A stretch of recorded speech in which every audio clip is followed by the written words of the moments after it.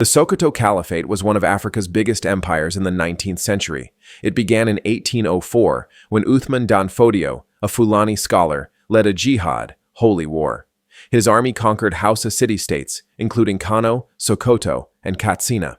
By 1815, the Caliphate covered most of northern Nigeria, Cameroon, and parts of Niger. Dan Fodio's son, Muhammad Bello, expanded it further, making it the most powerful empire in West Africa. The empire thrived in peace, scholarship, and trade. But by 1903, the British and French defeated the Caliphate. The Sultan remained, but only as a ceremonial ruler. Today, his influence still exists. Those that seek to cast doubt over our ability to accomplish this very thing we said, they are in for a rude awakening. They are in for a shock. We are not going to change our stance. We are not going to turn down the volume of our castigation of those who are responsible for our servitude.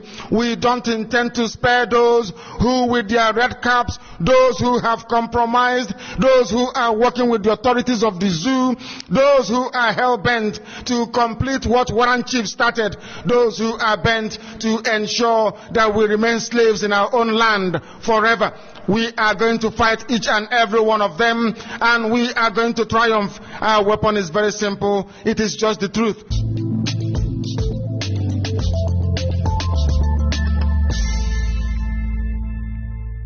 And there is no other truth than the truth of that Nigeria and the British must obey and respect and honor the referendum of Biafran people as a nation. Take as a gas, Igbo must go. Yeah, good morning, good afternoon, good evening, and good night, wherever you're watching us from, and depends on your time. So glory be to God Almighty, because Chukwu okike abịama na arụ ihe o ji wee bụrụ Chukwu okike abịama. Ọ ya nwa bụ onye kwanitere Maazị Nnamdi Kanu wee gbaa ya ume wee make sure that na Biafra becomes a spiritual thing, and that is that must manifest in the physical.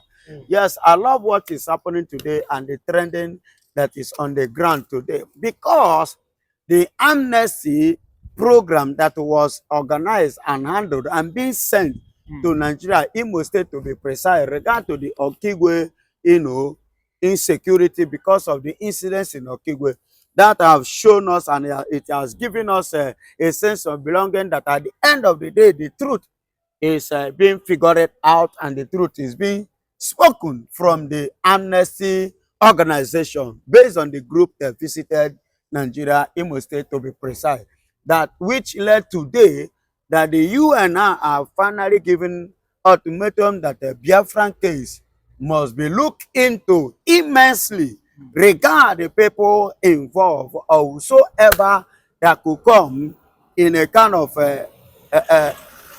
in the stage, in the curriculum of Biafra, to be precise. Yes, they have decided to give audience, a cordial audience, regard to our tears, to our cry, and to our complaint of what we have been complaining, which makes Maazị Nnamdi Kanu to find himself where he is today, Maazị Simon Ekpan to be where he is today. Glory be to God.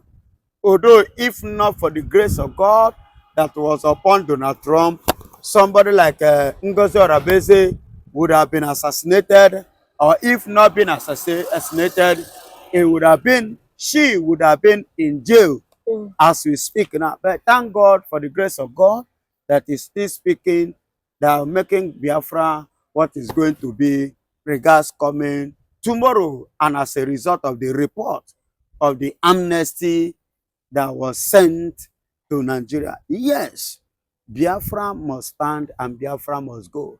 Igbos must go, because no more intimidation again, no more slavery and no more enslavement, says the amnesty, because the truth from the amnesty that came from the UN, because the truth has been finally figured out and fished out, and it must be, totally pursued, and it must be achieved to the glory of God Almighty.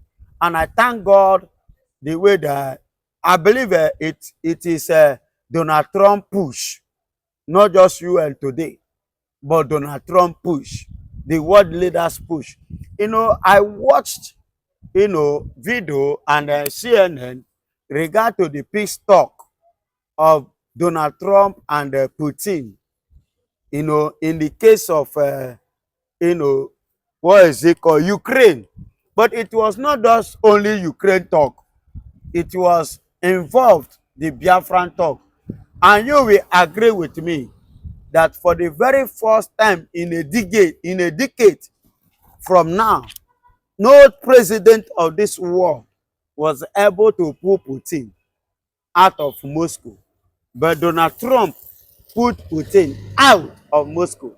And you can see in that video, Donald Trump saluted to Putin, giving him that respect and that honor. And for the very first time, the two heavyweights enter inside one car and drove off to go and have a heavyweight versus heavyweight discussion. And which at the end of the day, look at the concrete report that was coming out from the amnesty, which has never happened before. You know, every amnesty that they are being sent to Nigeria, Nigerian government always be the one to tell them and to dictate for them on what they shall tell and what they must tell the people of the world as their own report. But this time around, the table has turned down that the truth must be officially, you know, spoken or speaks. You understand? And glory be to God that the truth has been spoken. And the men, the people in quote, regard to the amnesty that was sent by the UN are now speaking that truth, which the truth is what Nigerian government and the British doesn't want to hear. They don't want to hear it. They don't want such kind of truth. They don't want such kind of, you know, open air message, raw word. You understand? That was what the British is scared of. And Nigerian too. Nigerian government, most especially the Fulanis, they are scared of it and they have been battling regard to that. And there is no other truth than the truth of that Nigeria and the British must obey and respect and honor the referendum of Biafran people as a nation. You understand? That referendum must be respected and it must be honored and it must be valid and it must be included. Nigeria need to regard it. Britain has to respect it. You understand?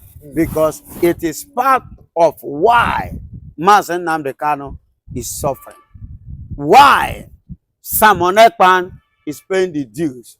Why Okigwe youths are dying, are being pie, are being killed by Nigerian military, by Nigerian army, unlifing the people, the citizens of Biafra, in no just cause, under the watch of Bola Ahmed Tinubu.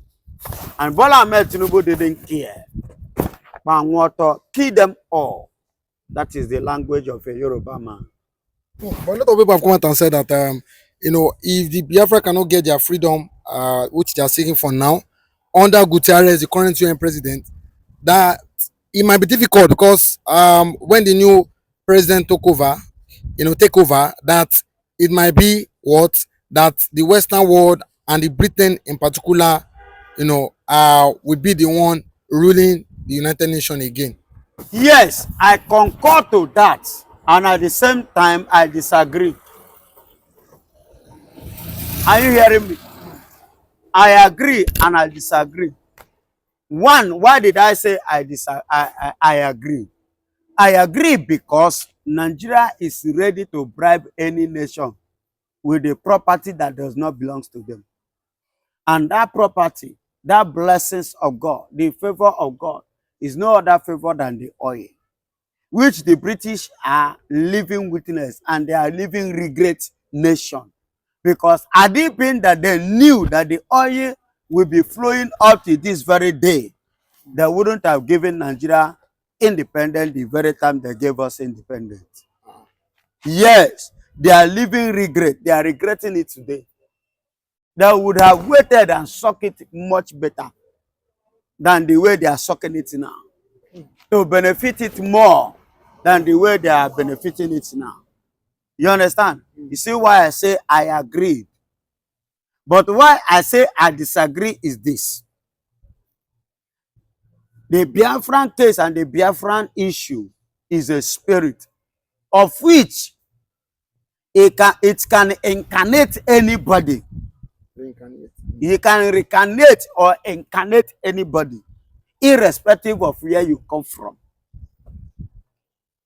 Don't be surprised that a ram man can rise up and become the UN boss and say Biafra must go. It is possible. Because you agree with me, currently now, there are some Fulanis now that are saying, even the Hausas today is saying, allow them to go. Are you not, didn't you watch that video of the Fulani man on social media? I was expressing his feelings about religion. That allow these people to go, that Christianity is not meant to kill, neither did Islam permit killing. So in other words, he was criticizing the killing of the Fulanis. That is to tell you that it doesn't matter who goes there. It all matters the person and the spirit taking over the person in that position.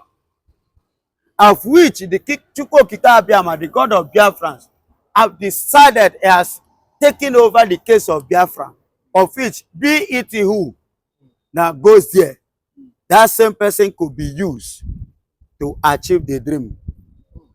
You see why I say I disagree. And for your information, Biafran has gone beyond the level that anybody born of a woman, so long that person is matching this earth, the person can never stop Biafra from rising. It can never stop Biafra from rising. It can never stop Biafra from becoming USB, United States of Biafra, from becoming a nation. Are you hearing me? And that is just the true fact. The raw fact, which many people doesn't want to hear, especially some Nigerians. Because some Nigerians are now coming to agree to the truth and they are now seeing the reality. Are you hearing me? So you see why I analyze it in two ways. You understand? Even the next president of America, yes, if as they said, if we did not achieve it now, don't be surprised that even the next person, it doesn't matter the party. It all depends on the person. You understand? Don't be surprised that the person that may come as a president of America may even love Biafra more than Donald Trump. He might even rise up and take one kind of legal action. Are you getting it? More active, more effective than Donald Trump, and give Biafra what they want. So you never can tell, because you are not God. Neither can you dictate or decide for God. When God arrives, there is a song that says that my God will arise, and the word we know say that God is with me. When God arrives, the word go know say that the Lord is with me. So there we know that God is with Biafra. And as at that time, that is why I said, and I use this opportunity, I come down to analyze it to our viewers in two ways. But you and they're also saying that the unity of Nigeria cannot be forced. That forcing unity will not make that nation progress. Yes, progress now, rather. excuse me. Yeah. They have seen the truth. That is why they sounded the way they have sounded. They have seen the angle the game is going. They have seen the outcome, the umbrella, the canopy, where the sun is coming. Are you getting it? Where the sun is trying to manifest, come from. It's not the where they channel it to be. So definitely they have seen it that sun that want to rise from that place is unstoppable sun. You understand? So they have no choice than to embrace it. So keeping Nigeria as one, we keep Nigeria in more danger, in more ridicule. Yes, in more mess. So it is better, let Nigeria remain, let Biafra go. Do you understand?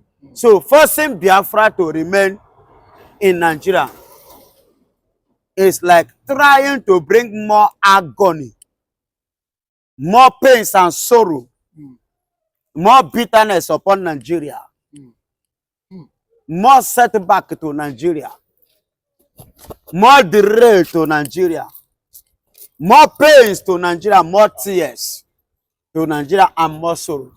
So it is better that Biafra is it. Then let them go. No. Why Nigeria continue and let Nigeria remain? Why Biafra go and have their own nation? Do you know that some Yorubas are holding key positions in Enugu? Yeah, ride with me. While some loud voices in Lagos are busy painting Igbos strangers and stirring tribal hatred every election season, the same Yorubas are living, working, and even holding big Oga positions in Enugu State, and nobody is chasing them away. Nobody is burning their shops. Right now, as I'm talking to you, here are just a few examples of Yoruba people holding key positions in Enugu State. Hold on.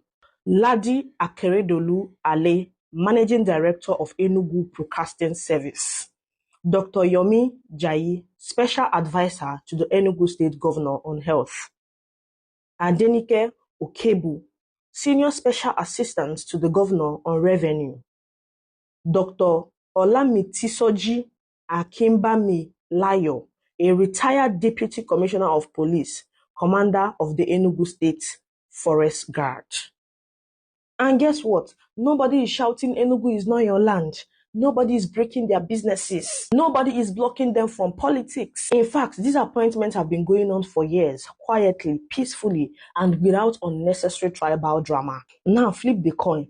Can you name one Igbo person heading Lagos Television or serving as a commissioner or forest guard commander in Lagos? Can you name one? I will wait. The truth is, Enugu people have been showing tolerance and inclusivity for years, giving opportunities to people based on merit, not tribe. But because this kind of information is not widely known, mischief makers keep pushing tribal division, whispering lies here, shouting propaganda there to make it look like the two tribes are enemies. Meanwhile, the fact tells a different story. Igbos have been accommodating Yorubas in their states for decades without discrimination. But some places like Lagos still play the dangerous tribal politics card against Igbos. This is why the tribal tension keeps growing, because certain politicians and their online warriors feed on division while ordinary Nigerians suffer. And the worst part, they hide the truth from the public so that lies can keep flowing like palm wine at a village festival. But here is the bitter truth. Igbos have nothing to prove. They have shown openness and inclusivity in their own state, even to people who insult them elsewhere. The hypocrisy is not on the Igbo side. It's on those who take and never give back. So the next time you hear anyone saying Lagos is for Lagosians, remember this gist that I gave you now. Remember in Enugu, a Yoruba man is running the state broadcasting service, advising the governor and managing state's revenue without fear, without harassment, and without tribal insults. The average educated Nigerian, in order to be shown as a liberal, very freedom-loving, democratic person, is always trying to be nice to the North. There is no reason to be nice to the North. They are our brothers, and we have a right to fight over the issues that we need to change. It is no longer right to be nice to the North. Because in this particular case, I give you a very good example now. You have a governor who tells you that all the non-Nigerian Fulanis must be catered for by the Nigerian state, and actually argues against the respect for international boundaries, argues against national policies on the grounds that one ethnic group, which just happened to be the ethnic group with which the British worked out an alliance, should permanently remain a freeholder, moving across all boundaries, respecting no laws and things of that nature. If you are talking about all Nigerians having a right, that is a claim to a divine right that you are not allowed to touch unless you belong to that ethnic fraction in Nigeria. If that ethnic fraction had the means to create a nation, they would have created one by now. The truth is that between the Fulani and the Hausa, there is a very badly structured sense of nationality. The way people talk about it, those who know, they will say a pulo is a pulo and a kado is a kado. It means that although they speak the same language, they have not managed to create a sense of nationality. And they have imposed that in every other part of Nigeria and in every Nigerian conference and situation. We just don't need, we don't have to be over-liberal. Let us confront the issues. When you allow a small minority to control a majority, as I once said in this station, they can only rule by falsehood and violence.